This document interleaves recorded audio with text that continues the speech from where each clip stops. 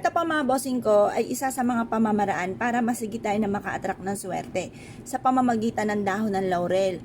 Ang gagawin lang po natin, basta positive ka lamang, naniniwala ka na makakamit yung mga panapangarap po ninyo, bukod po sa inyo pong sipag at tiyaga at pananalig sa mahal na Panginoon, ay subukan nyo po ito.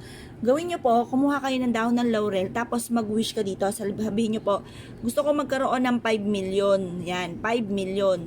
So nyo po, magkaroon ako agad ng 5 million. Yan, bukod sa ating sipag at tiyaga at pananalig sa mahal na Panginoon at sa mga gatong mga pamamaraan, ako po'y naniniwala na may darating sa ating blessing at makakamit nyo po ito or higit pa po dito. Yan, 5 million.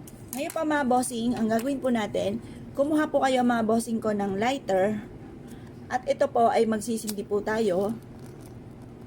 Yan, magwi-wish po tayo. Dapat po mga bossing ko ay maubos natin to. Mag-wish po tayo na matupad lahat ang mga pangarap, siksik-liglig at umapot, maraming blessing ang darating, makakamit natin ang lahat ng ating mga ninanais. Yan po mga bossing, mag-wish po kayo ng mula sa inyo pong puso. Team na panalangin. Yan, mas maganda, maubos natin to lahat.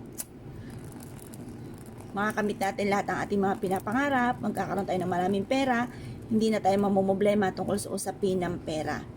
Yan, basta positive ka lang mga bossing.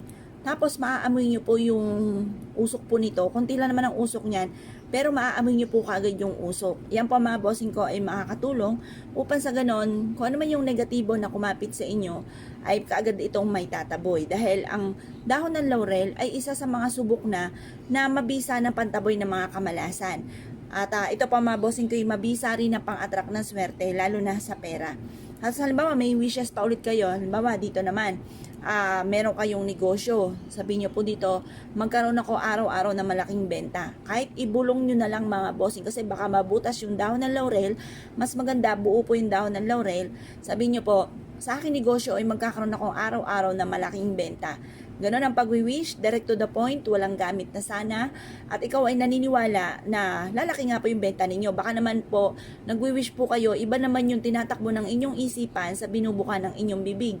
Baka sa isipan ninyo, naku, baka malit na naman ang benta. Basta positive ka lamang, i-mindset nyo na magkakaroon kayo ng malaking benta at dito na kayo yaman. Magkakatotoo po yan mga bossing. Tapos sasabayan natin ito ng mga talagang focus ka lang sa pagninegosyo, kung ano yung mga pwedeng ikalakas o ikaswerte po ninyo. Magtuto ka lamang po sa mga ganong sitwasyon. Matutupad po yan. Ngayon po mga bossing, pagtapos yung mag-wish, kayo po mga bossing ko ay magsindi po muli ng dahon ng laurel. Ayan, positive lamang, magkakaroon ako araw-araw ng malaking benta, matutupad lahat ng aking mga pinapangarap. Siksik, liglig at umaapaw at maraming blessing ang darating, yayaman ako at magiging matagumpay.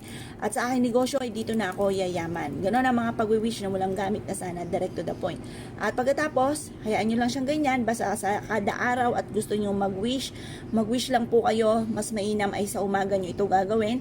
Huwag kang gagawa ng mga pampaswerte sa hapon, dahil sa hapon, lumulubog yung sinag ng araw, ang sunod ng taglubog, tagdilim, gabi na mga bossing. Kaya hindi maganda mga bossing. Mas maganda, magwi-wish ka mga bossing ko sa umaga. Kasi sa umaga, papataas ang sinag ng araw, tagumpay sa buhay. Ang sunod nito ay liwanag mga bossing. Ngayon po mga bossing, kung kayo pinaniwala at nais po itong gawin, good luck po sa inyo po lahat.